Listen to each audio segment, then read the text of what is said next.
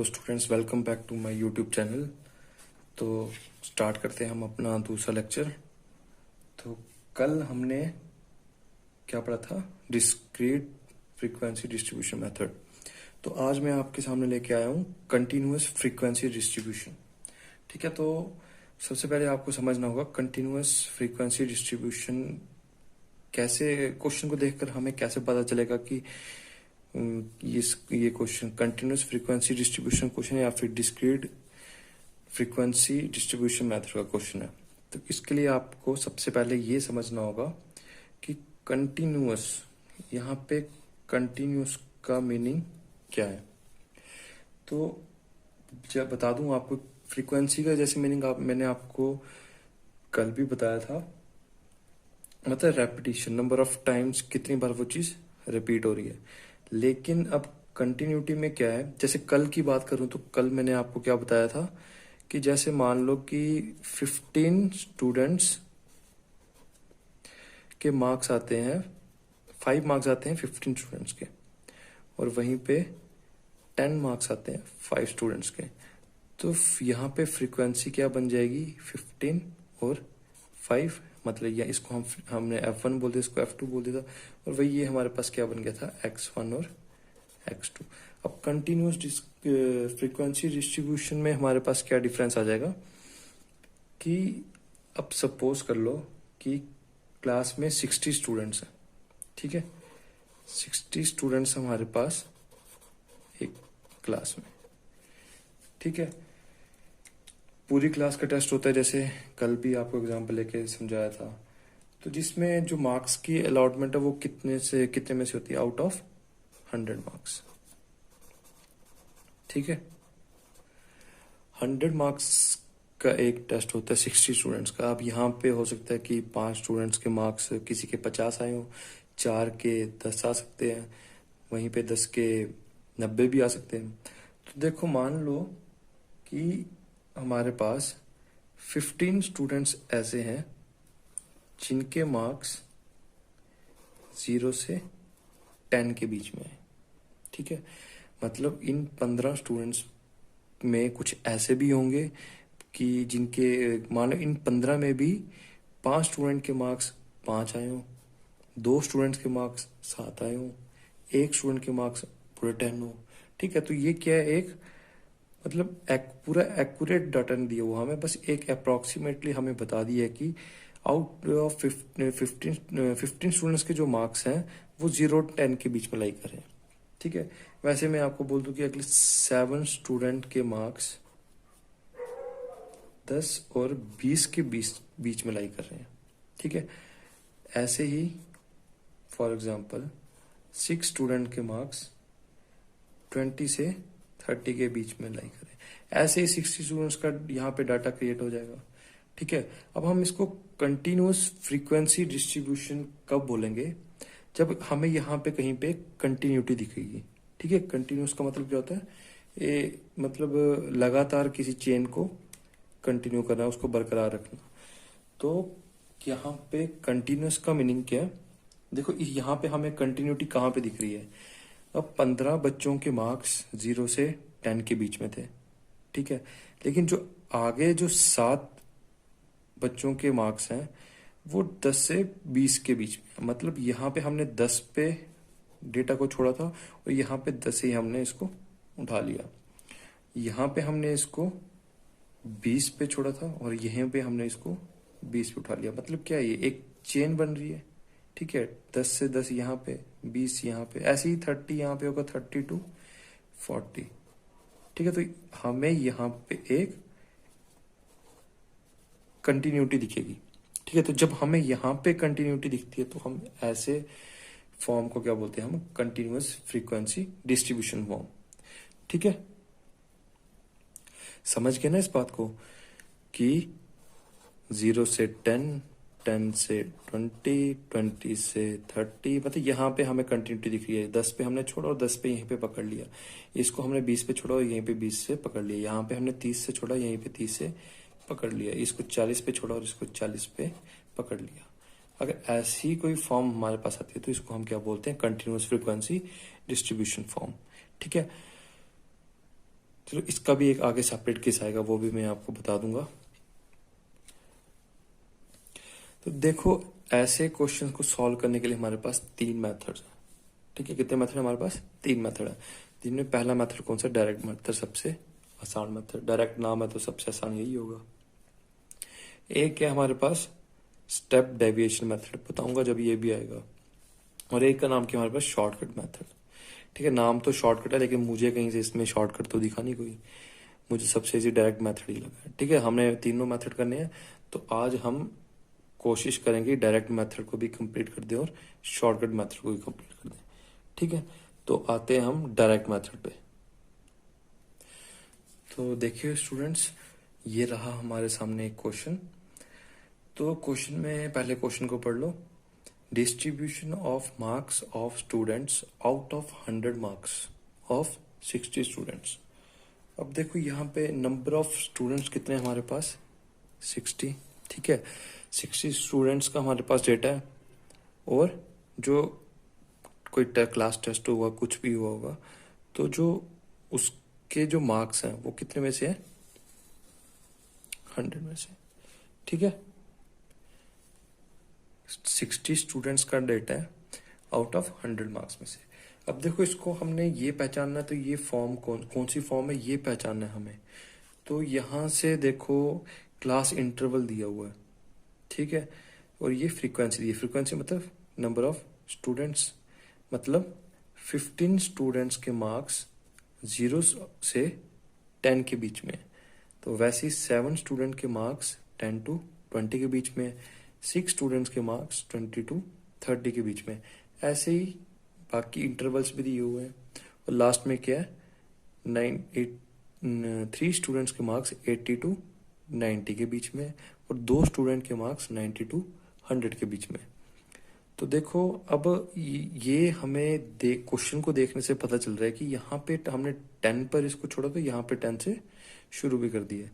यहाँ पे 20 पे छोड़ के 20 पे स्टार्ट कर दिया, 30 पे छोड़ के 30 पे स्टार्ट कर दिया, यहाँ पे 80 पर छोड़ के 80 पर स्टार्ट कर दिया, 90 पे छोड़ के 90 पे स्टार्ट कर दिया। मतलब एक कंटिन्यूटी दिख रही है हमें। तो अगर कंटिन्यूटी दिख रही है हमें, तो ये कौन सी फॉर्म होगी हमारी? कौन सी मेथड होगा? कौन सी फॉर्म होगी ये हमारी? Continuous frequency distribution form. ठीक है, देखो अब इसको थोड़ा सा हम सिंप्लीफाई कर लेते हैं। जैसे मीन का फॉर्मूला तो आपको मैंने कल पढ़ाया ही है। ठीक है, मीन का क्या फॉर्मूला था हमारे पास? Summation of F I X I whole divided by summation of F I. ठीक है, ये तो हम कल कर चुके हैं। और ये जो क्वेश्चन है वो मैं किस मेथड से करवा रहा हूं अभी आपको? डायरेक्ट मेथड से। ठीक है, तो अभी मैं इसको शॉर्टकट मेथड से भी आज ही करवाऊंगा आपको। तो डायरेक्ट मेथड में हम देखो इसको सिंप्लीफाइड फॉर्म में लिखना हो, जिससे कि थोड़ा कैलकुलेशन में भी हमारे पास थोड़ा सा इजी हो जाए, तो हम इसका क्या करेंगे? एक टेबल बना लेंगे। ठीक है, टेबल में हम क्या लिखेंगे? एक क्या चीज गिवन है हमारे पास? Class interval.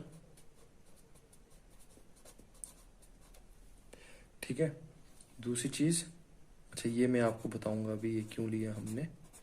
एक होती है हमारे पास मिड वैल्यू। ठीक है, इसको हम एक्स लेते हैं।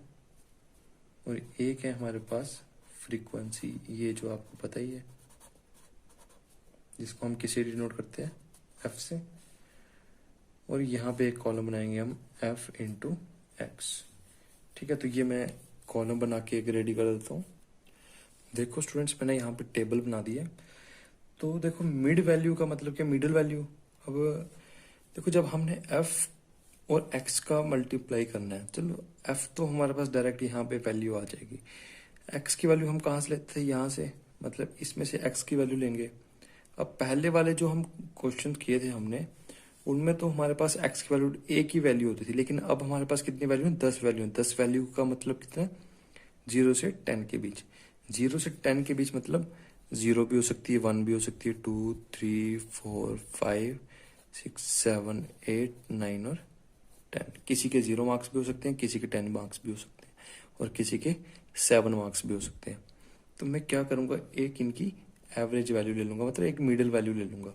तो वो मिडिल वैल्यू कितनी होगी, यहाँ से 5 छोड़ देता हूँ और यहाँ से 5 छोड़ देता हूँ, तो मिडिल वैल्यू क्या आएगी मेरे पास, 5।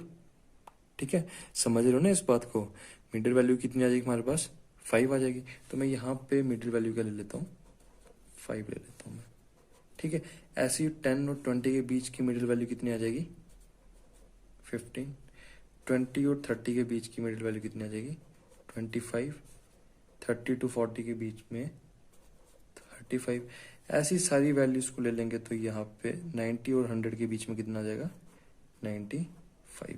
ठीक है, इस बात को समझना, मिडिल वैल्यू कहाँ से, जैसे मान लो एग्जांपल लेके जाता हूँ 40 से 50 के बीच की, तो 40, 41, 42, 43, 44, 45, 46, 47, 48, 49 और 50।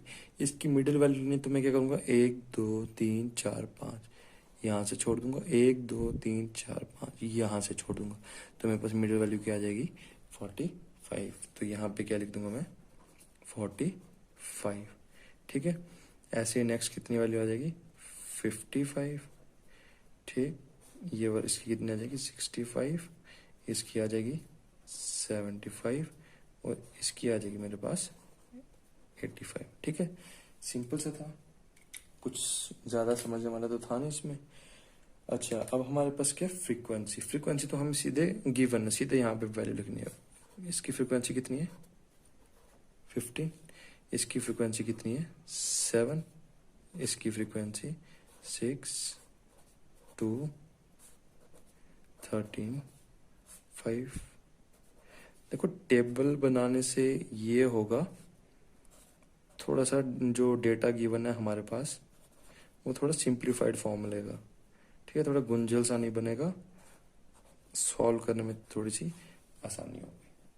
ठीक है, हमारे पास मीन का क्या फॉर्मूला था, F I into x I upon F I, मतलब जितने भी हमारे पास F1 into x1 plus F1 into x2 कल फॉर्मूला किया था हमने, तो इन सबको जोड़ के डिवाइड किससे कर देंगे हम, इनकी फ्रीक्वेंसी के सम से।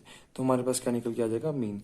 तो मैंने इसी चीज को एफ आई इंटू एक्स आई, तो मैंने इसी चीज को टेबुलर फॉर्म में करने के लिए यहाँ पे f इंटू एक्स कर दिया। ठीक है, तो मैं क्या करूंगा, यहाँ पे f कितना मेरे पास, फर्स्ट के लिए मेरे पास f कितना 15, x कितना 5, तो f इंटू एक्स कितना हो जाएगा यहाँ पे मैं ये मेरे पास जगह नहीं है तो मैं यहीं पे कर लेता हूँ। आप एक अलग से कैलसी लेके अपने सॉल्व कर सकते हैं, तो मैं यहीं पे लिख लेता हूँ 15 इंटू 5। ठीक है, 15, 7 इंटू 15। ऐसी थर्ड का f कितना मेरे पास, 6 इंटू 25 ट्वाइस इंटू 35।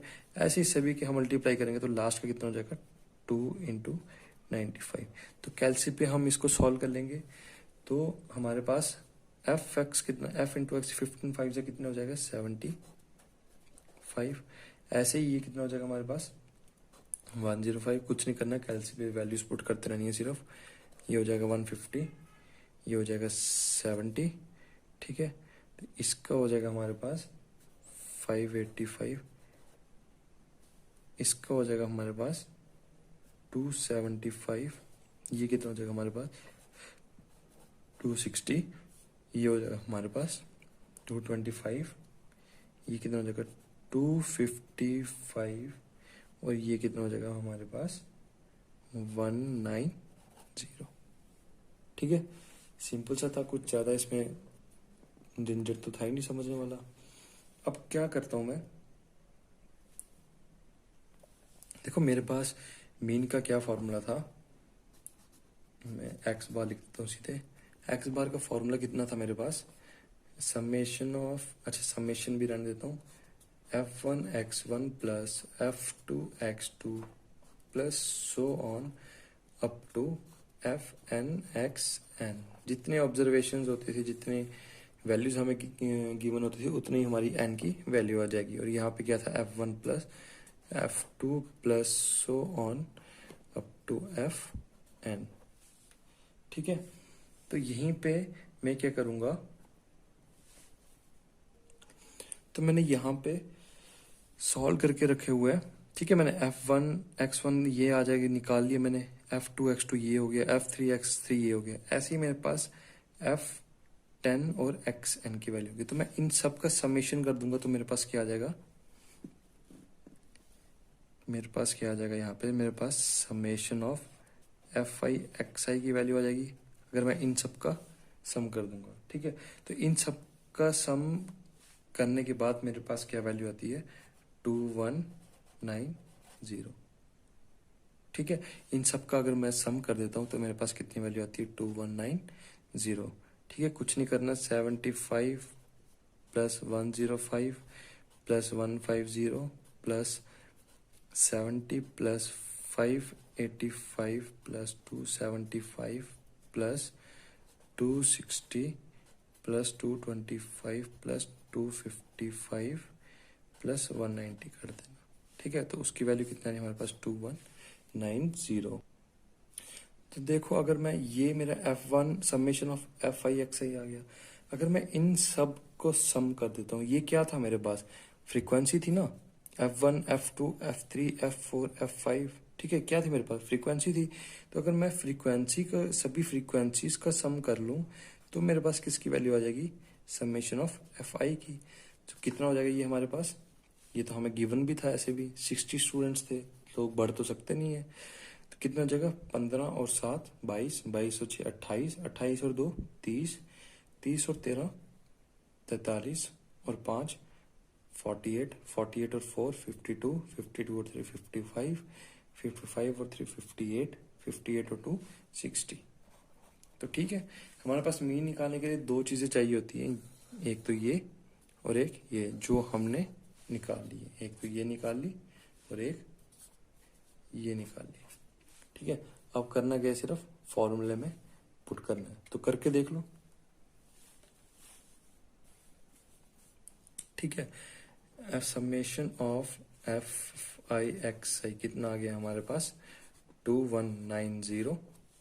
ठीक है, ऐसे ही समेशन ऑफ fi कितना आ गया हमारे पास, 60। तो हमें निकालना गया था mean,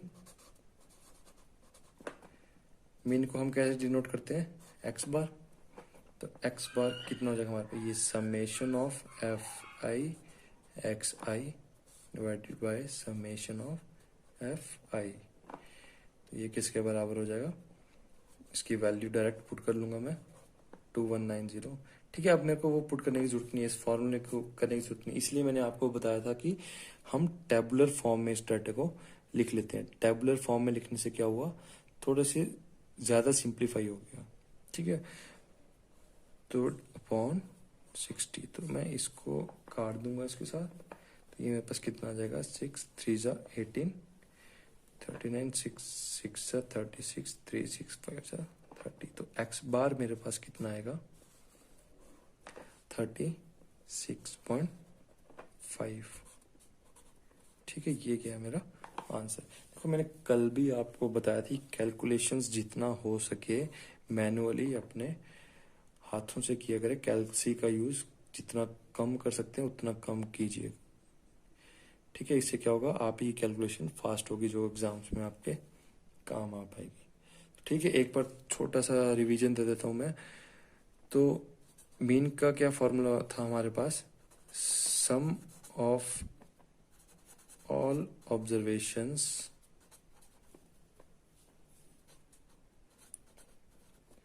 whole upon number of observations. ऐसे ही हमारे पास डिस्क्रीट फंक्शन में अगर मीन निकालने का फॉर्मूला क्या था हमारे पास, डिस्क्रीट फ्रीक्वेंसी डिस्ट्रीब्यूशन फंक्शन जो फॉर्म थी उसका फॉर्मूला क्या था, summation of fi xi upon summation of fi। Frequency तो मैंने बता दिया, आप कहते हैं किसी भी चीज की रेपिटेशन। और आज हमने पढ़ा कंटिन्यूअस फ्रीक्वेंसी डिस्ट्रीब्यूशन फॉर्म। ठीक है, उम्मीद है कि आपको समझ में आया होगा। तो अभी शॉर्टकट मेथड तो मैं नहीं करवा पाऊंगा, क्योंकि वीडियो काफी लंबी हो जाएगी, तो और आप भी इसे देखना पसंद नहीं करेंगे। तो आज आप इतना ही रखें। तो बस इसी क्वेश्चन की प्रैक्टिस करें और जो पीछे करवाया उसकी प्रैक्टिस करें। कल मैं आपके साथ फिर एक नई वीडियो लेकर आपके साथ आऊँगा, जिसमें हम करेंगे शॉर्टकट मेथड और स्टेप डेविएशन मेथड। ठीक है, तो आज के लिए हम इतने रखते हैं। Thank you and have a good day.